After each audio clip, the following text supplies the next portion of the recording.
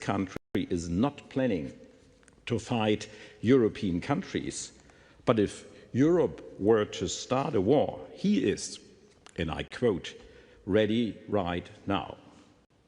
We should all be worried indeed. Because Russian hybrid actions are already targeting us in Europe as we speak. Parcels sent to German logistic hubs that go up in flames. Spy drones hovering over airports and Bundeswehr barracks. Cyber attacks against keynotes of our civilian infrastructure. These actions are calling for an adequate response. Ladies and gentlemen, colleagues, it is not a matter of choice that the harsh logic of military deterrence is the main strategic imperative of our time. It is a matter of fact. I am glad in this day and age it is you, dear Mark, whose leadership we count on both sides of the Atlantic. And I'm glad that we agreed at our summit in The Hague to a new defense investment pledge of 5%. Germany will meet our new spending target well before the 2035 deadline. This year alone, as many of you know, Germany made relevant steps toward facing up our geopolitical reality. In March, we adapted our constitution to allow for more adequate military spending. Last week, the Bundestag passed a reform of our conscription law. And more importantly, this year, Germany has also become Ukraine's biggest supporter in terms of both military and non-military assistance. At last week's NATO foreign ministers' meeting, together with Norway, Poland and the Netherlands, dear Mark, we announced financing for 2 additional packages of acquisitions under the prioritized Ukraine requirements list, bringing our total contribution to $700 million. But I also want to say this: more allies in Europe need to urgently step up. We are grateful for the United States' efforts in pursuing a lasting peace in Ukraine. Relevant progress has been made with crucial Ukrainian and European involvement in sketching out key principles for this. This includes, in particular, securing an end to the war that leaves Ukraine sovereign, independent and secure from future Russian aggression. Ukraine has shown remarkable flexibility, most importantly an openness towards an immediate and unconditional ceasefire. But we are yet to see any meaningful Russian readiness to negotiate. The Russian position today seems to almost boil down to, if we don't get for free what we couldn't get during 11 years of fighting, we won't even talk. That is not a serious negotiation position. But it is a potent reminder that this war will probably only end when Putin feels that the consequences of continuing it having become too painful. To get there are, in my view, 2 things that we, as European allies, need to do. First, we need to increase the pressure on Russia. We need to let Russia know that the costs, especially the long-term costs of continuing its senseless war, are only about to rise. Leveraging Russia's frozen sovereign assets in Ukraine, as proposed by German Chancellor Merz, is a necessary step towards that end. But secondly, and even more importantly, we need to maintain cohesion within NATO. For what sets us apart from Russia is this: we say what we do what we say, and we stand on the side of freedom. And as free countries, the differences in political outlook that will ever cease to exist between us should never drive us apart.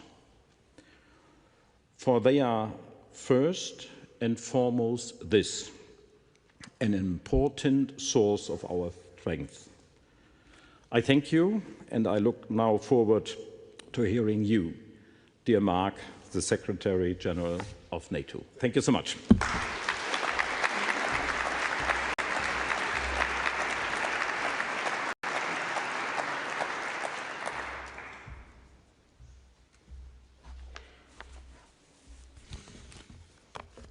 Well, dear Johan, dear Detlef, dear Wolfgang, good afternoon, and of course, good afternoon to all of you, and thank you for the warm welcome. It is always good to be in Berlin. Just over 36 years ago, on a now famous night in November, NATO Secretary General Manfred Wörner jumped in his car and drove through the night to Berlin. In the rush, he forgot to tell his staff in Brussels where he was going. Manfred was heading home to Germany to join the crowds celebrating the fall of the Berlin Wall. Today, a section of the wall stands at NATO headquarters.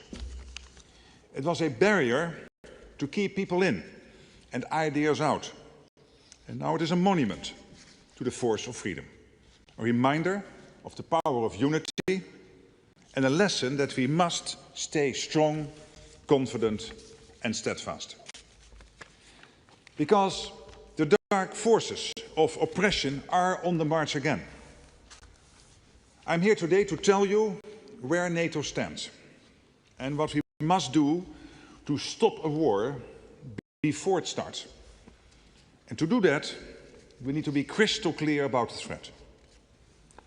We are Russia's next target. And we are already in harm's way. When I became NATO Secretary General last year, I warned that what is happening in Ukraine could happen to allied countries too. That we had to shift to a wartime mindset. This year we took the big decisions to make NATO stronger. At the summit in The Hague, allies agreed to invest 5% of GDP annually in defense by 2035. We agreed to increase defense production across the alliance. And we agreed to continue our support to Ukraine. But this is not the time for self-congratulation. I fear that too many are quietly complacent. Too many don't feel the urgency. And too many believe that time is on our side. It is not. The time for action is now. Allied defense spending and production must rise rapidly. Our armed forces must have what they need to keep us safe. And Ukraine must have what it needs to defend itself. Now. Our governments, parliaments, and our citizens have to be in this together, so that we can continue to protect peace, freedom and prosperity, our open societies, our free elections and a free press. We must all accept that we must act to defend our way of life now. Because this year, Russia has become even more brazen, reckless and ruthless towards NATO and towards Ukraine. During the Cold War, President Reagan warned about the aggressive impulses of an evil empire. Today, President Putin is in the empire-building business again. He is throwing everything he has at Ukraine, killing soldiers and civilians, destroying the havens of humanity, homes, schools and hospitals. So far this year, Russia has launched over 46,000 drones and missiles against Ukraine. Russia is likely producing 2,900 attack drones a month and a similar number of decoys to distract air defenses. And in 2025, Russia produced around 2,000 land attack cruise and ballistic missiles. It is close to peak production. And while Putin is trying to destroy Ukraine, he is also devastating his own country. There have been over 1.1 million Russian casualties since he began his war in 2022. And this year, Russia has lost, on average, 1,200 troops a day. Think about that. More than 1 million casualties so far and 1,200 a day killed or wounded this year alone. Putin is paying for his pride with the blood of his own people. And if he is prepared to sacrifice ordinary Russians in this way, what is he prepared to do to us? In his distorted view of history and the world, Putin believes that our freedom threatens his stranglehold on power and that we want to destroy Russia. Putin is doing a good job of that all by himself. Russia's economy is now geared to wage war, not to make its people prosperous. Russia is spending nearly 40% of its budget on aggression, and around 70% of all machine tools in Russia are used in military production. Taxes are going up, inflation has skyrocketed, and petrol is rationed. Putin's next presidential campaign slogan should be, "Make Russia weak again." Not that he is troubled by free and fair elections, of course. And how is Putin able to continue his war against Ukraine? The answer is China. China is Russia's lifeline. China wants to prevent its ally from losing in Ukraine. Without China's support, Russia could not continue to wage this war. For example, about 80% of critical electronic components in Russian drones and other systems are made in China. So when civilians die in Kyiv or Kharkiv, Chinese technology is often inside the weapons that kill them. And let's not forget that Russia also relies on North Korea and Iran in its fight against freedom, with ammunition and military equipment. So far, Putin has only played the peacemaker when it suits him, to buy time to continue his war. President Trump wants to end the bloodshed now, and he is the only one who can get Putin to the negotiating table. So let's put Putin to the test. Let's see if he really wants peace, or if he prefers the slaughter to continue. It is essential that all of us keep up the pressure on Russia and support the genuine efforts to bring this war to an end. NATO support means Ukraine can defend itself today, be in a strong position to secure a just and lasting peace, and be able to deter any Russian aggression in the future. Billions of dollars worth of critical military hardware is flowing into Ukraine, sourced from the United States, paid for by allies and partners. This is firepower only America can provide. We are doing this through a NATO initiative, indeed we call Pearl. Since it was launched this summer, Pearl has supplied around 75% of all missiles for Ukraine's Patriot batteries, and 90% of the ammunition used in its other air defense systems. And I want to thank Germany and all our allies for their support. Pearl is keeping Ukraine in the fight and protecting its population. And I count indeed on more allies to contribute to Pearl and to step up support to Ukraine in many other ways. Because we must strengthen Ukraine so they can stop Putin in his tracks. Just imagine if Putin got his way. Ukraine under the boot of Russian occupation.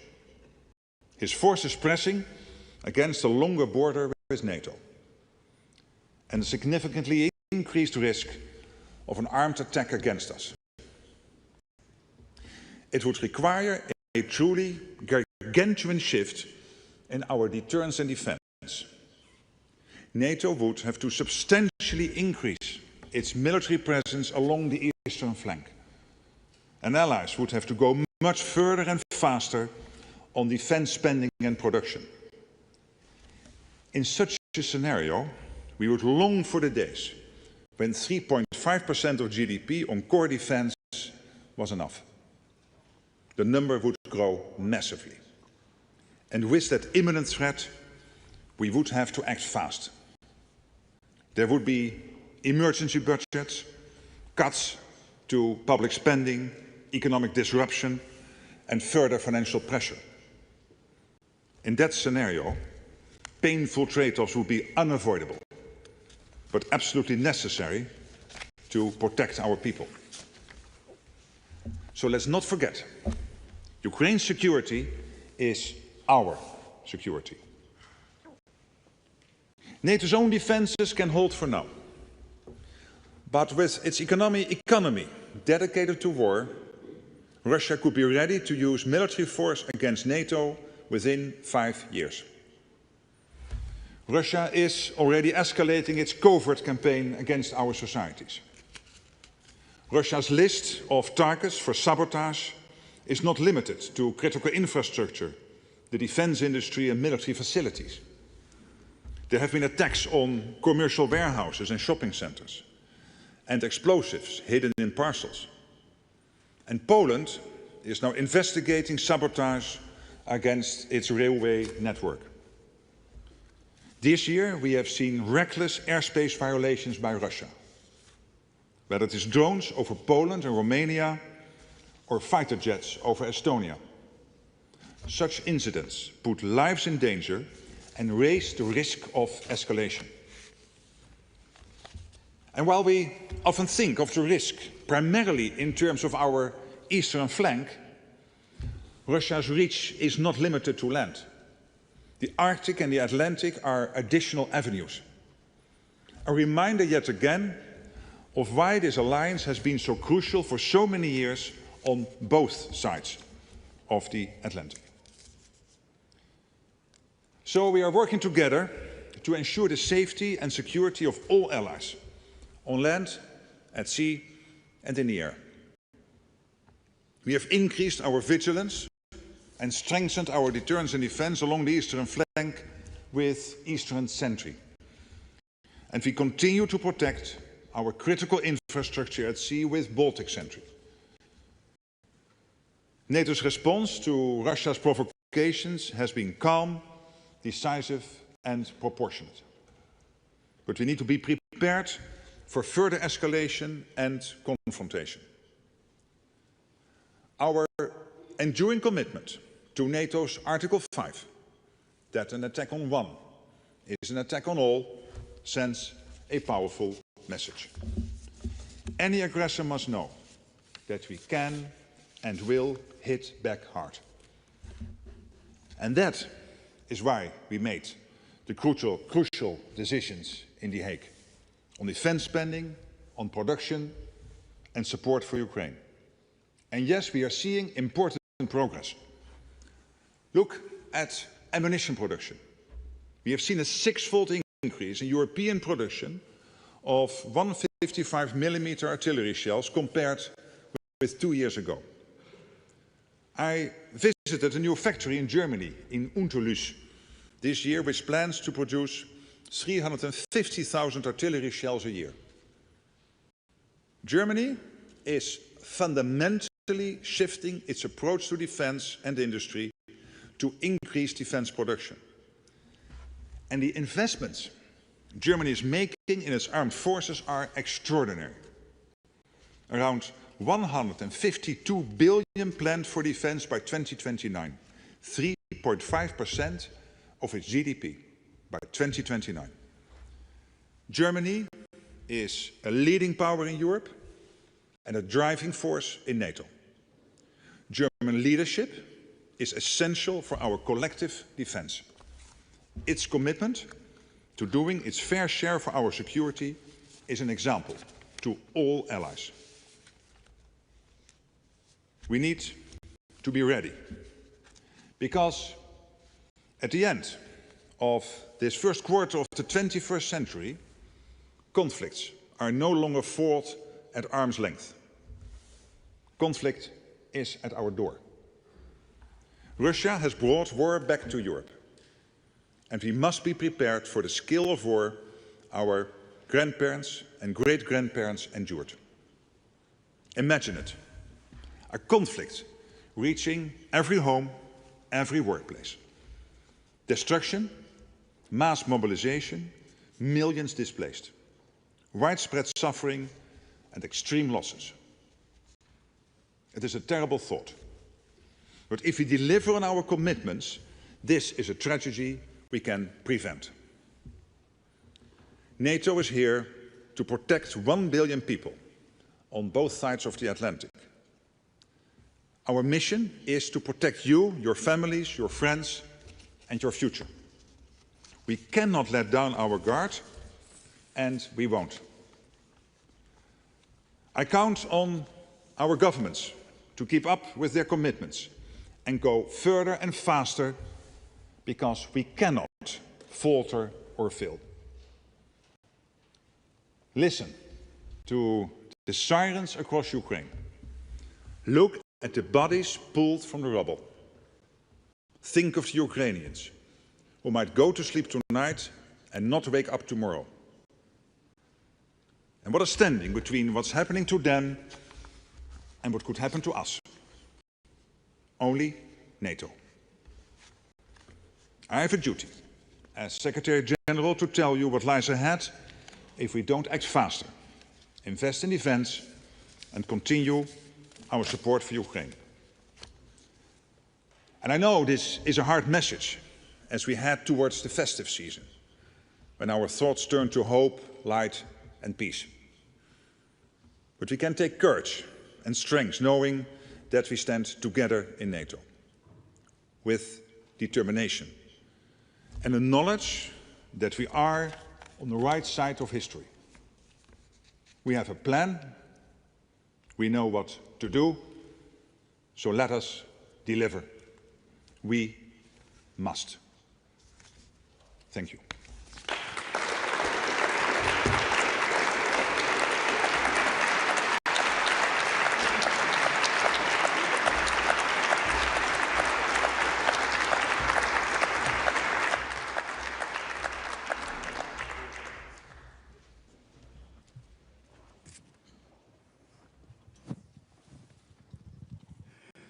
Thank you. Thank you so much, Secretary General.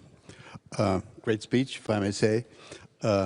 We don't have a lot of time. We have approximately, because Secretary General has an important follow-on meeting, we have approximately 20 minutes.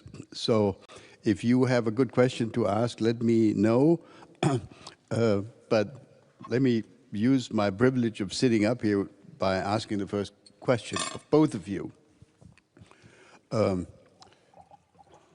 Everybody knows, as has been said publicly, that we have entered what appears to be a critical moment in the negotiations about how to end and when to end the Ukraine war. I'd really like to have your view and your view also, Foreign Minister. How close are we? Do you really believe that there is, you've expressed some skepticism in your remarks, that there is a willingness by the Russian side to sign a quote-unquote deal? How close are we?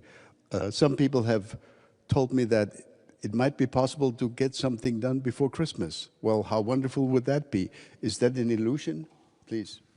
It's difficult to say, that's the honest answer. And I can only say that President Trump, the Americans, are working tirelessly to get this done. And I really want to commend them for that. And Germany and France and United Kingdom, Poland, Italy and the other European allies and Canada are helping, and the Netherlands to support wherever they can the peace effort. And of course, there are various elements. One is, how do you reconstruct Ukraine? There was some news yesterday that progress is being made there. We know that it will be crucial after a long-term ceasefire / a peace deal that the Russians will never ever try again to attack Ukraine. So there have to be security guarantees in place of such a quality and level that Putin knows if he tries again, the reaction will be devastating. And we all know there will be a delicate, difficult discussion about territory, which in the end only the Ukrainians can decide about. Do I think that when it comes to Ukraine, the US and Europe to get to one page? Yes, I'm positive. I think we can. Am I sure that the Russians will accept? I don't know. This is the test, which I also said in my speech. We have to test Putin now whether he is serious. And the guy is willing, last month, to suffer 25,000 of his own people. 25,000 people dead. Not seriously wounded, no, killed, dead. 25,000. 1.1 million dead or seriously wounded over the last 4 years. So let's see whether he is getting to a point where he thinks that this is unsufferable for him and his people, and that he wants to make a deal. But that's of course the big test coming up.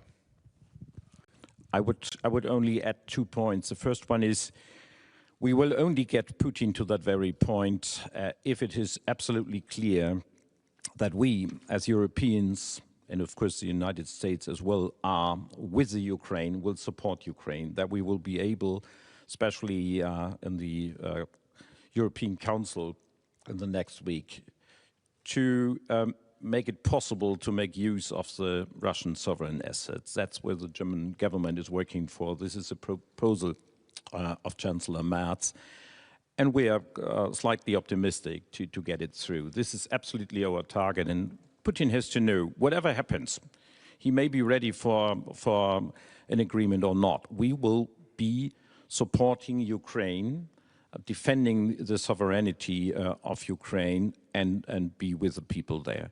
Secondly, of course, everybody would expect Ambassador to have an agreement before Christmas. That would be really great, the best Christmas gift for everybody, especially for the suffering people in Ukraine. But it has to be a sustainable solution.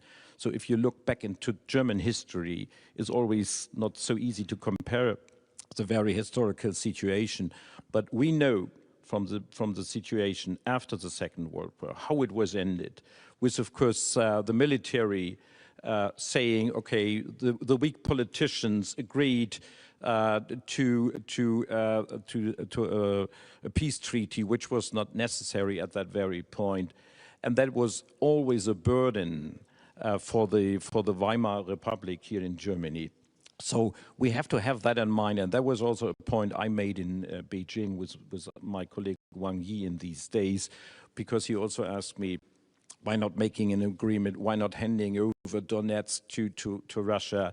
We as Europeans know what it means to have a peace deal which is acceptable and bearable for the people in Ukraine, and which in a way also is part of the guarantees we all need for the future, not to be faced with a new Russian aggression in the future. All right, thank you very much. Since we're here 3 men on the stage, I'll go to a lady first. There is a lady who's raising her arm. Let's go to that lady first.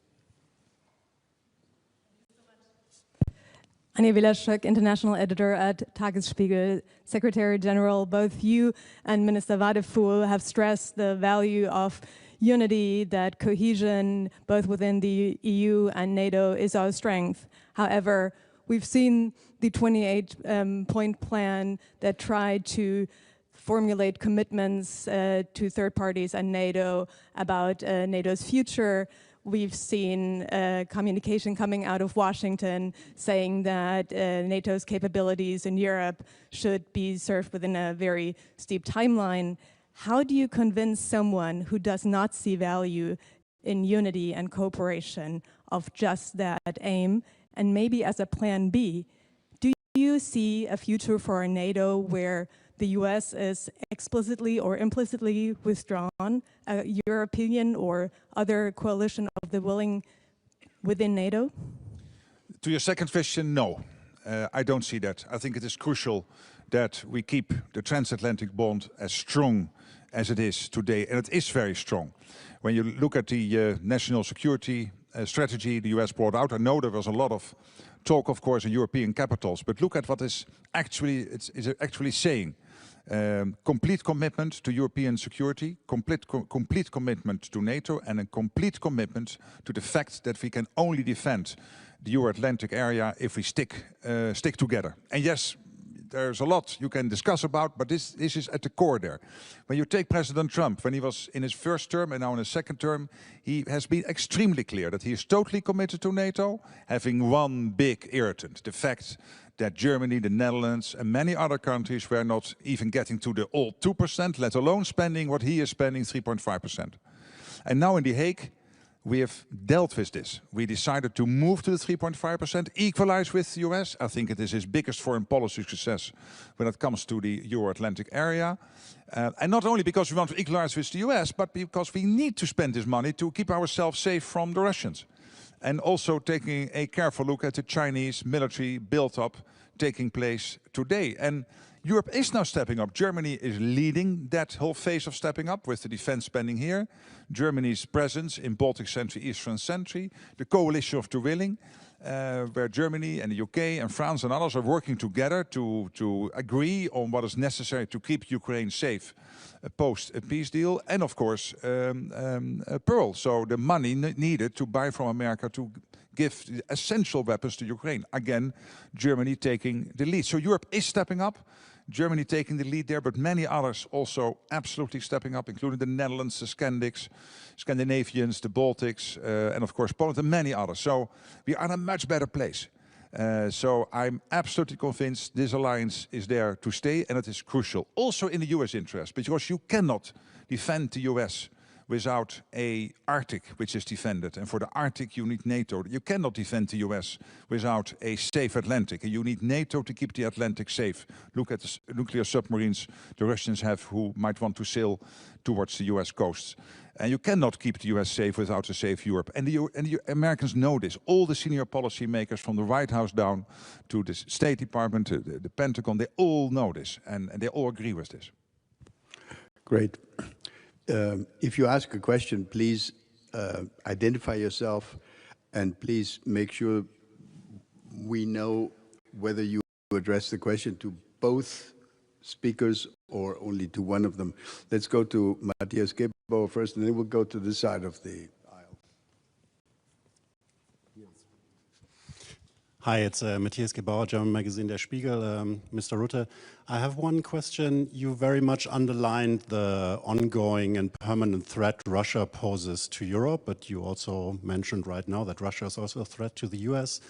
On the other hand, in the just very recent national security strategy the White House put out, Russia is not even named as a threat. It's quite the opposite. It's named as we want like stabilize the relations towards Russia, which is a stark contrast also to the communique of the Hague summit, where Russia is mentioned as the main threat to NATO.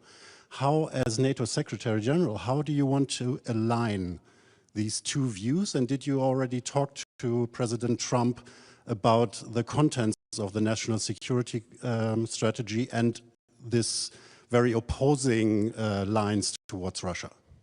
Well, again, let me tell you what I'm in all my discussions with the United States when it comes to NATO, when it comes to the defense of the US itself and the collective defense of the Euro-Atlantic. And I don't want to repeat the previous question because we do not have so much time, but let me refer to my reaction to the previous question. I think there's the evidence that the US is not in NATO only because they didn't want to repeat the mistake after the Second World War, they made after the First World War, of not being involved.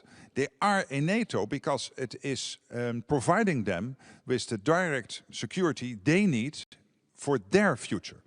And it has to do, of course, with Europe. And that's clear in the NSS, in this national security strategy, that they're completely committed to the European security, NATO security, and working together. But it also has to do, as I said, with the Arctic and the Atlantic. These are three key elements of NATO which are there not only to keep Europe safe, but to keep the whole of the Euro-Atlantic safe. And when it comes to the Indo-Pacific, they also, of course, have to spend time there. That's clear. And NATO is not directly involved. We have a close cooperation with many countries there in this Indo-Pacific IV cooperation. But it was the American president explicitly asking me when I first visited him in the White House in March this year, after he got back into office after his inauguration, to make sure that we kept that relationship as the IP4 close, because he and all the senior policymakers know that these two theaters, the Indo-Pacific and the Euro-Atlantic, are closely connected. May I add, I would ask all of us not to put things in doubt which nobody puts in doubt in Washington, but only which is put in doubt perhaps and which is challenged in Moscow and in Beijing. And this is the strength and the cohesion of our alliance. And as the 28-point plan was mentioned, it is no longer existing. We had some influence on it. When it was made public, we were able to talk to the Americans. I was able to talk to Steve Witkoff and to discuss the points. We were able to discuss it with Marco Rubio. And we have a new plan, which is a 20-point plan, and which has really changed. So do we have to be engaged with the United States more than before? Yes. Is it possible to find a common ground? Yes. And that was the very success of the Hague summit in this springtime.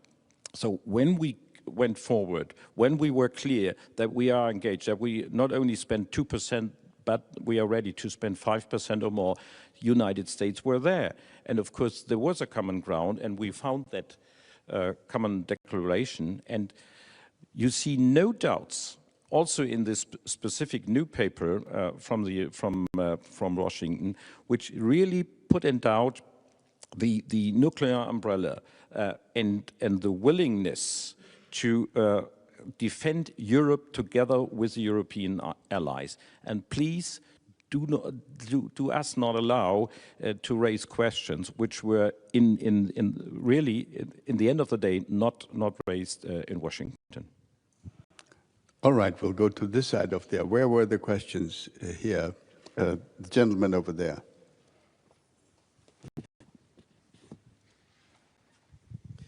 Jan Dombinski, Polish ambassador to Berlin. One question to Secretary General. In all this discussion about security guarantees for Ukraine, I've nothing found about reduction of Russian military presence on our borders. Is it a part of a discussion? Because this would be the best security guarantee for Ukraine, the militarization of Crimea or of occupied territories, at least to reduce the Russian presence against Ukraine and against us. Ambassador, I understand the question. Of course, I am aware of various stages of all the discussions, so I cannot go into all the details. But what I was talking about was primarily focusing on making sure that whatever the military power of the Russians, and at this moment that's considerable given their extreme investments now in defense, total defense budget $200 billion, and with their purchasing power, that's about the same as the whole of European NATO is spending on defense in terms of purchasing power. So it's really a lot of money, and they don't have all the bureaucracy we have, so they can take the decisions quickly, easily move to this wartime economy as they have done. And that's why they are posing a threat immediately. And what we need to do with these security guarantees, first of all, is to make sure that they will never try again, by knowing that our reaction will be, as I said, devastating. That's now the prime focus. We have time for maybe two more questions. There's the lady, yes, in the fourth row there.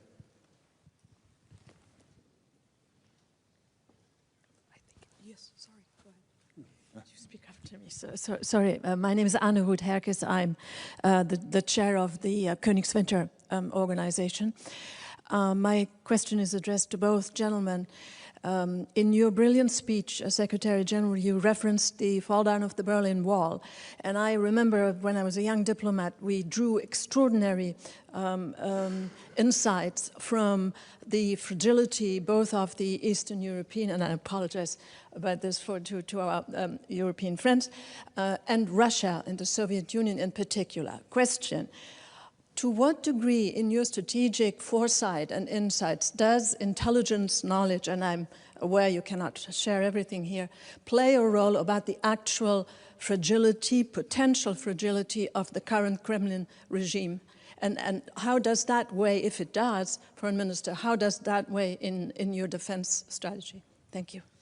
Yes, of course, you already gave a part of the answer yourself, that it's a bit difficult to get too much into that, but let me just more generally react that I was 14 years Prime Minister of the Netherlands, and I had a lot of dealings with Putin before he invaded Crimea, and then after Crimea, because of MH17, the downing of the Malaysian airplane, where 298 people died. And I had a lot of calls with Putin then and met him later in G20 meetings on that subject. And I've stopped a long time ago to guess what's up in his head.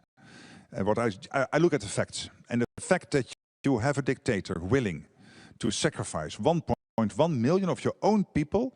Take Pokrovsk. We are all now intimately aware of the geography of Ukraine. We all know what Pokrovsk is in Donbass, in Donetsk. And that small city of 60,000 people, they started the onslaught on that city in the summer of 2024. It is now the end of 2025. They still have not captured it. And in the meantime, on this front line, they are losing, last month, 25,000 people getting killed. If you have a dictator willing to do this, because you have this crazy idea of some historical whatever he has, then you have to be very careful.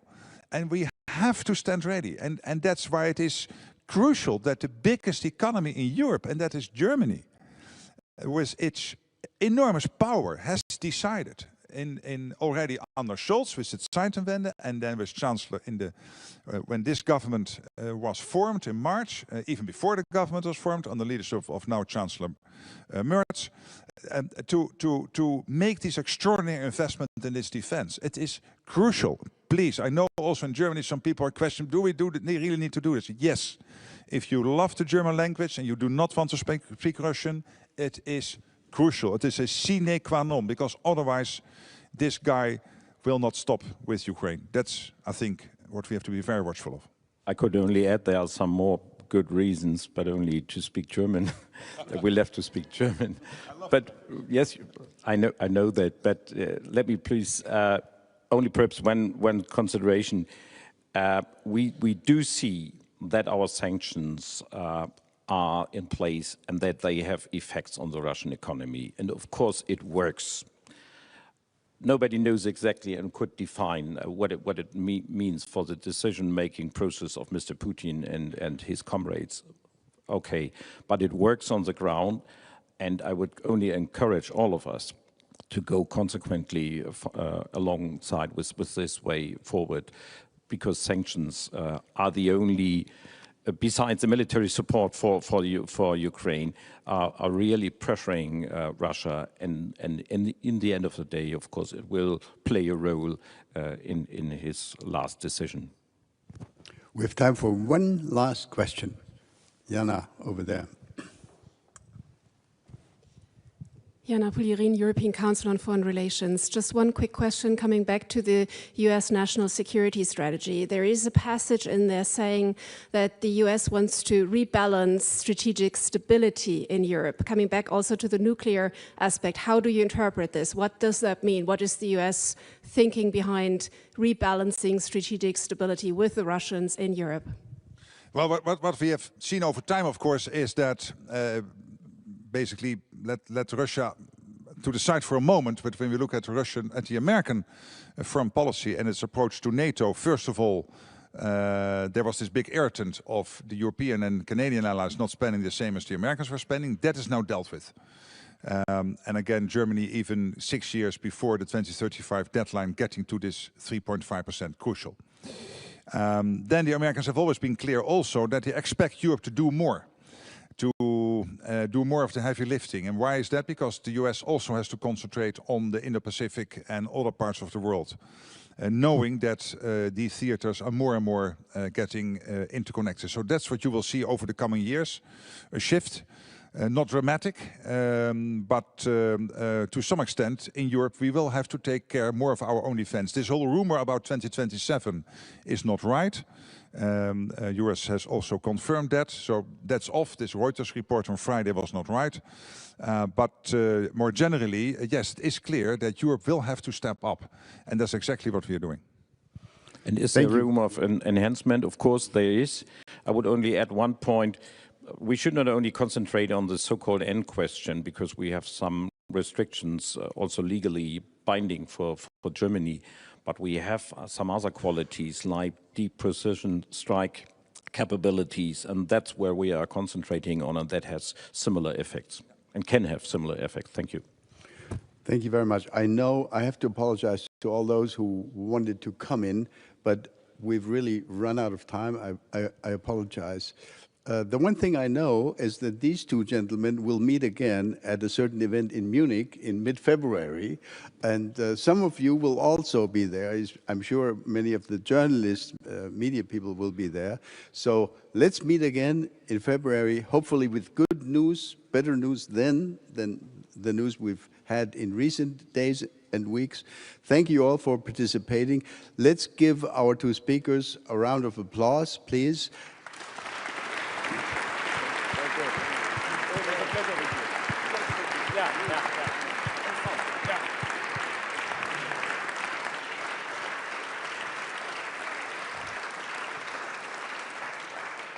And I think our Bavarian hosts are kind enough to invite us to a glass or something to eat downstairs. Thank you very much.